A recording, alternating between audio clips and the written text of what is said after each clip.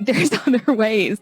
So can you talk about universal principles of reality? I feel like that's a good way to maybe tie all of this in on how to maybe get out of our own way. So, and it's a great question that you're asking, and actually a great segue. The universal principles of reality are something that I use as a structure from which I operate. And they go back to pretty ancient times. They go back to before the fall of the Egyptian Empire, 100, 200 BC, where it was the last days of the Ptolemy dynasty in Egypt. If you remember, the Ptolemies were the family that are actually the great-great-grandfather, I believe, was with Alexander the Great on his escapades across the Middle East. And Ptolemy was one of the generals that came back to Egypt and settled and developed Alexandria in Egypt. And if you think about Egypt, it's been around for 3,600 years. And it means that you've got priestess and a high priestess that are working primarily to a great extent on what happens at the end of life when you transition into the next place, which means for close to 3,600 years, they've had priestess focusing in on that direction of the afterlife. When you spend that much time on any one thing, you learn a lot, or you would have abandoned it 3,600 years earlier, which means that they had created secret, what they call it esoteric teachings and learnings that were captured. And during that last part of the Greek dynasty in Egypt, they kind of captured them, they wrote them down, they documented them. And the interesting thing is that around 200, 300 AD, all those ideas kind of were brought into the Roman Catholic Church, into Christianity, but they were lost from the standpoint of the original documents because they just went underground.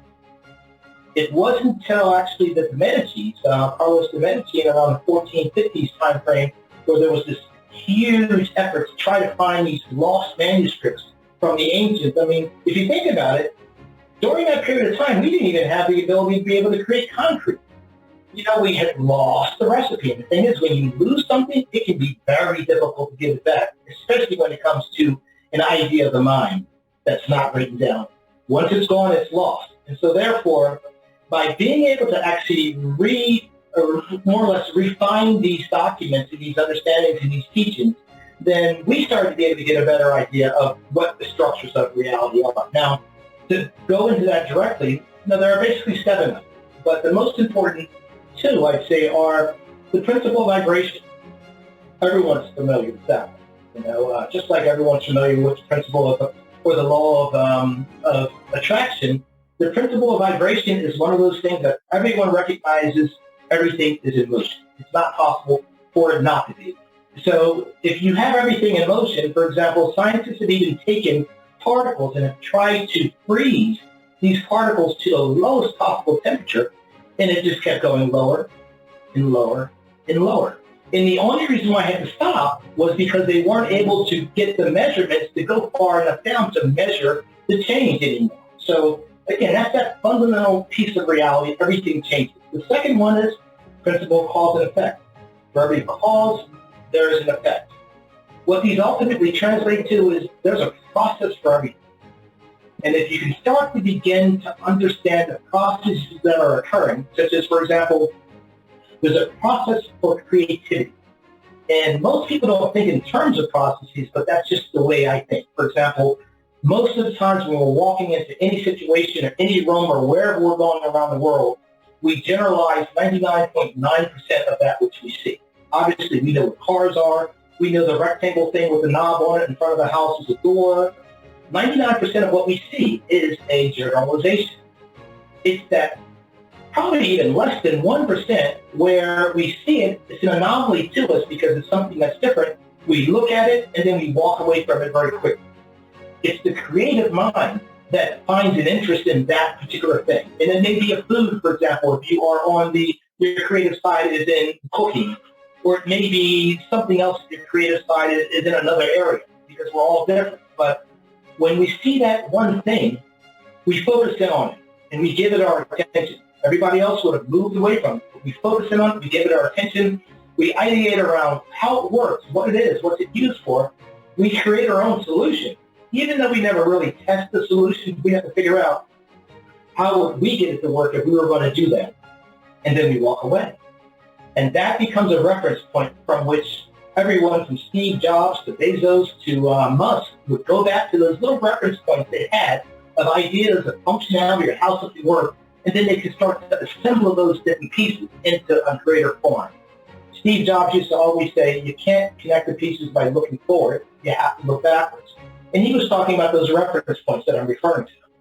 Absolutely. And when you say that we generalize 99% of what we see, it's going back to what you were saying. It's a story. Everything's a story. Nothing is inherently good or bad. It's the story that we assign to it. This is bad because we say it's bad. This is good because we say it's good. And with everything in motion, that just reminds me of the 𝗿𝗶𝗃𝗃 experiment. I'm not sure if you're familiar with that. Is that quantum physics? Yes. Where so the different physicists were trying to predict the outcome of. Okay, it's been a while since I've looked into this, but they were trying to predict the outcome of the experiment, and whatever the scientist and physicist was imagining, that's what was happening. And the same thing I think is also similar with I think it's called Schrödinger's cat. The different realities of, is the cat alive in this reality or deceased in this reality because of the isotopes or things. But it's that stories. And so I like the fact that you're talking about we create our own solution. So are you saying then to get out of our own way, we need to leverage our creativity to find the solution? Yeah, I think it's stepping back. For example, you just mentioned quantum physics with Western science, for example. Western science would say, matter isn't as it appears to be. We think it's a particular way, but it's not as we actually see it. Particles would appear to be devoid of existence, independent of relationships to other phenomena. So you can't really look at a particle without relating it to another particle because it just won't exist. Now, the funny thing, the interesting thing about it is that Buddhism speaks of matter isn't as it appears to be. It says the same thing back to our senses. The ultimate truth, things are empty of intrinsic existence on their own being. So we're just starting to recognize that Western science and both Buddhism are saying the exact same thing, exactly the same thing as, for example, those principles of reality. They tell us pretty much everything's kind of aligning now, and science is really starting to recognize the importance of looking at some of these other areas to develop out further the area of science. Because you can't really have an idea unless you have the input that go into the idea. And oftentimes, for example, you're aware that scientists often use science fiction writers to create a vision of what is possible in the future because they don't have the ability to extrapolate out possibilities that a fiction writer in science, in the whole genre space of science, would be able to do. So you can't get something from nothing. You have to have a basis from which to pull from to create this new ideas. So how do